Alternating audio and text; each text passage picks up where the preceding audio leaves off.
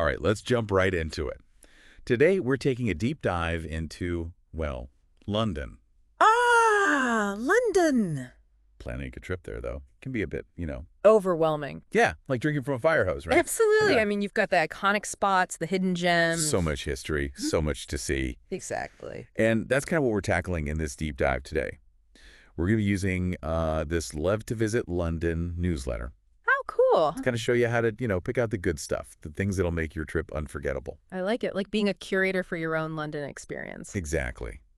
So flipping through this newsletter, we've got like top 10 places, around the web links. Hmm. They've even got a recipe for toad in the hole. Oh, wow. Where do we even start with all this? Well, it's tempting to get swept up in it all, but this is where critical thinking comes in handy. Not every bit of info is going to be equally useful for every traveler. Right, right. So you're saying maybe we should focus on what looks like the main event here. This article about Buckingham Palace and the changing of the guard. Ah, yes. The classic. Yeah. Though, I'll be honest, I always kind of thought, isn't that just kind of touristy? I get it, but that's where the newsletter's insights come in handy. Oh, so there's more to it than just like guys in funny hats. Way more. The newsletter talks about how the ceremony, it's not just for show. Okay. It reflects this like continuous line of protection for the monarchy going way back. So it's like a living piece of history, not just a photo op. Exactly. And here's something even cooler. The newsletter mentions that this whole structure, like the format of the guard change, it's actually the basis for similar ceremonies Oh. at other royal places all over the UK. Wait, so it's not just a Buckingham Palace thing? Nope. Windsor Castle, St. James's Palace. Mm-hmm. You could see this tradition like echoing through your whole trip. Whoa. That's pretty amazing. Connecting those dots, Right. It gives you a deeper understanding of like royal history and how it ties into the whole country. I love that. Those little threads that connect things, Yeah. like a historical puzzle. Exactly. Speaking of making connections, let's jump from royalty to something a little edgier. Have you ever been to Hackney? Hackney. Not really on my radar, to be honest. What's the draw? Think like vibrant street art, bustling markets, food from all over the world. Oh, wow. It's a hub for artists, foodies, anyone looking for a less touristy side of London. And guess what? The newsletter's got a whole section. Top 10 places to visit in Hackney. Okay, now you've got my attention. What kind of places are we talking about? Well, one that stood out to me was Broadway Market. Picture this. Stalls with artisanal cheese, fresh bread, vintage clothes, and this incredible energy. I'm already picturing myself there, picking up some snacks, finding a cool souvenir. And here's a detail that really brings it to life. The newsletter suggests going for a jog through Hackney Marshes for an amazing view of the London skyline. Wait, so I can combine sightseeing and a workout? Exactly. It's about those unique experiences, right? Imagine jogging along and suddenly the skyline pops up. Now that's a travel memory. So we've gone from fancy guards to edgy Hackney in just a few minutes. This newsletter's a gold mine. Yeah, it really is. And we're just getting started. Stick with us as we keep digging into Love to Visit London, and who knows what else we'll uncover.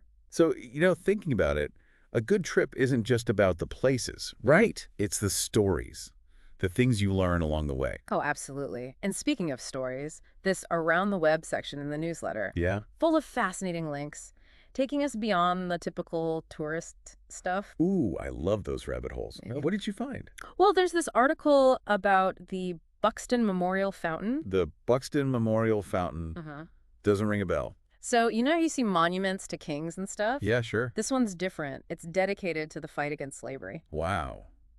That's pretty powerful. Yeah. I always love learning about those lesser-known stories. Tell me more about it. It was built in the 1860s. To honor this guy, Thomas Fowell Buxton, he was a big abolitionist. And everyone else who fought to end the slave trade. It's a good reminder, history isn't just about the big names. Definitely. It's about the everyday people who fought for what's right. Exactly. And speaking of different perspectives, there's also linked to a James Bond walking tour. Wait, a James Bond walking tour? That sounds like fun. Right. Imagine walking in 007's footsteps, seeing all the famous spots. Like the MI6 headquarters. Oh, yeah. And maybe picture yourself dodging lasers, ordering a martini. You cannot stir. Of course. But It's not just about the filming locations. Uh, The article says it goes into the history of British intelligence, espionage, even how they made the movies. that's awesome. So you get a bit of history, a bit of pop culture. A whole lot of London. I love how this newsletter connects all these different sides of the city. Right. From royalty to movies. It's all woven together. And speaking of unexpected finds, there's also an article about this restaurant called the Ivy Tower Bridge. The Ivy. Isn't that a pretty famous place? Yeah, but this location is special. Oh, The article calls it sophisticated but friendly.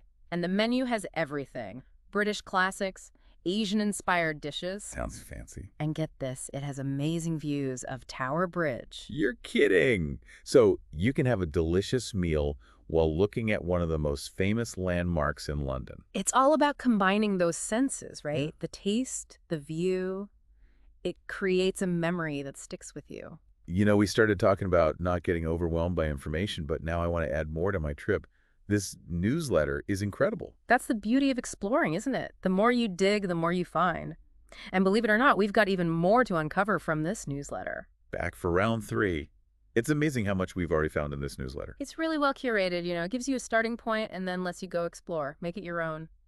Speaking of exploring, what else is in that around the web section? Well, remember how we were talking about the changing of the guard? And how it's part of this bigger tradition? Well, this next link takes us beyond London to all these other royal places around the UK.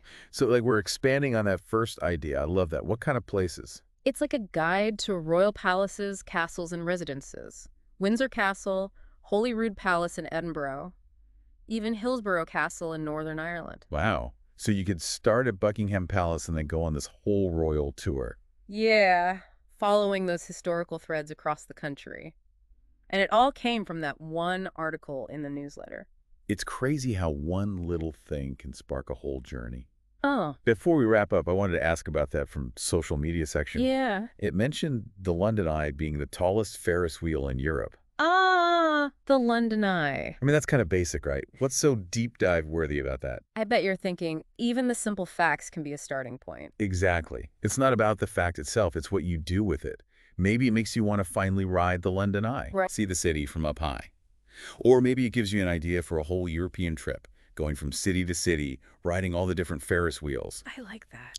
It's all about letting your curiosity lead the way. That's what we hope you get from this deep dive. Whether you're going to London or anywhere else, there are hidden gems everywhere, just waiting to be discovered. So don't just skim the surface. Dive deep, make those connections, and let your curiosity be your guide. Who knows what you'll find out there?